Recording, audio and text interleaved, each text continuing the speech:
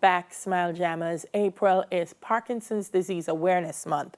But how much do you know about this nervous system disorder that affects movement? Zooming in to give us more details about this illness is chiropractic neurologist Dr. Neil Gardner. Morning, Doc. How are you doing? Morning, Dr. Neil. Good morning, Neville. Good morning, Dana. How are you doing? Good morning, viewers. Yeah, all right. So what is Parkinson's disease? Okay, so as Dana mentioned, it's a neurological disorder, which means it affects the nervous system. In particular, Parkinson's affects the brain and a particular part of the brain that is responsible for movement and many other things. Now, when we consider what happens in this area of the brain, the part of the brain that's affected is the part that makes a chemical called dopamine. Dopamine is the same chemical that gets secreted in our bloodstream when we take certain drugs like cocaine. So it's a part of our pleasure neurotransmitters. So it is important for movement, it's important for pleasure, attention, mood, motivation.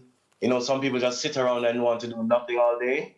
They may have low dopamine levels, or they may just be lazy.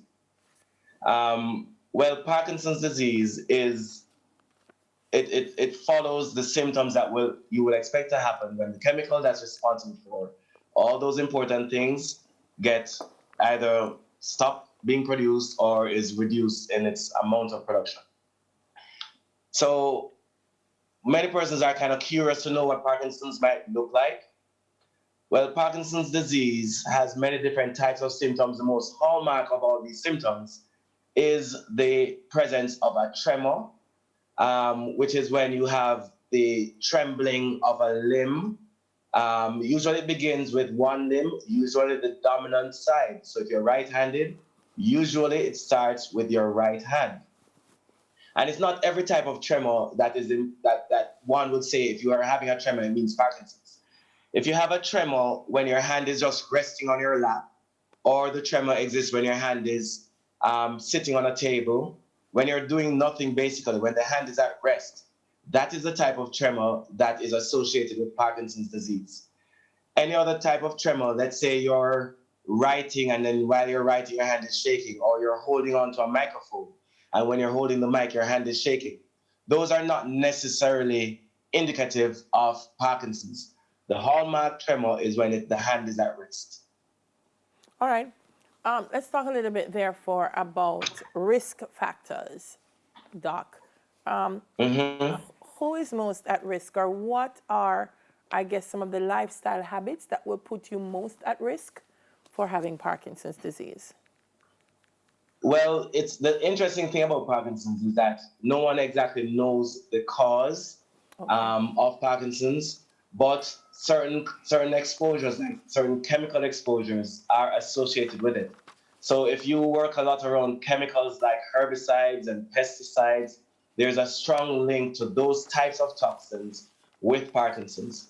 What I have found in my office is that a lot of persons who have had Parkinson's disease, they may also have had in their past significant trauma to the spine, especially the cervical spine. Sometimes they've had in their history significant head collisions or head injuries. Maybe something fell on their head when they were young. Maybe they slipped and fell and hit the back of their head or something. But it's not the trauma that directly leads to Parkinson's. What happens is that the brain relies on feedback from the body to tell it what to do. And so if you have injury to these areas of the brain or areas of the spine, the signal that the brain would normally get to keep it optimally functioning, it might not get enough of it. And over the course of several years, you may start to notice different neurological problems developing. Parkinson's, for example, may start off somewhere after the person is 60 years old and above. It's usually not for somebody who is very young. But there are some people who have been young who had Parkinson's disease. There are certain chemicals like medications that might be involved as well.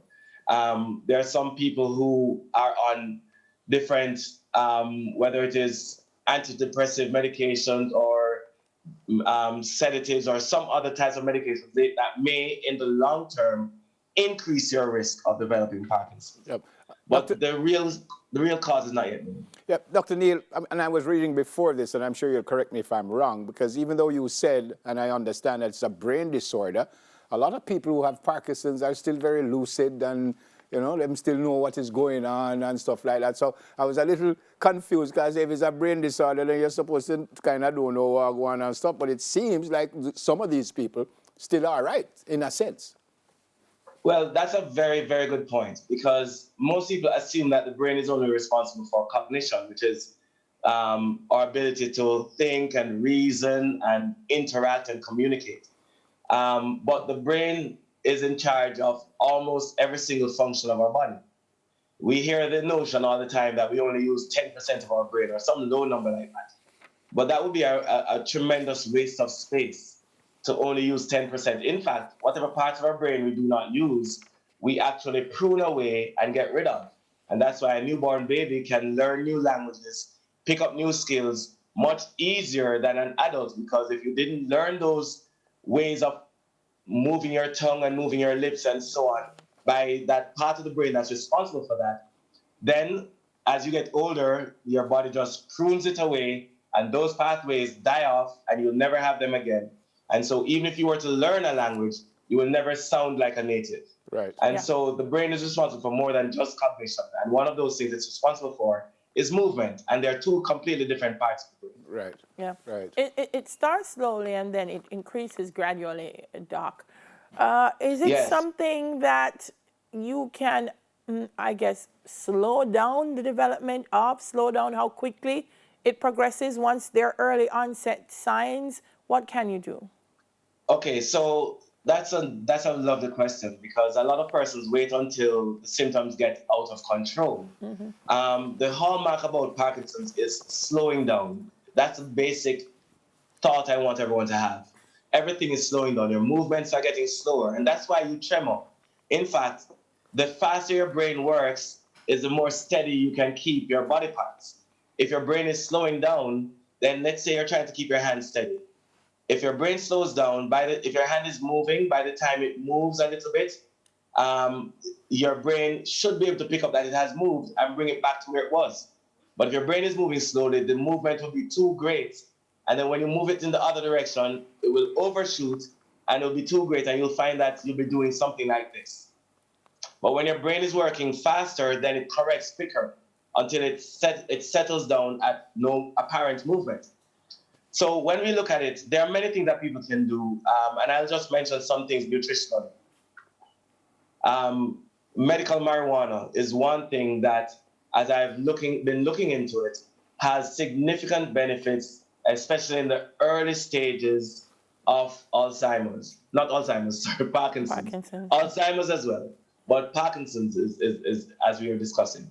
Coconut oil and red palm oil is also very good for it. And what people don't know is that coconut oil is actually a very powerful nutrient for reducing inflammation in the brain.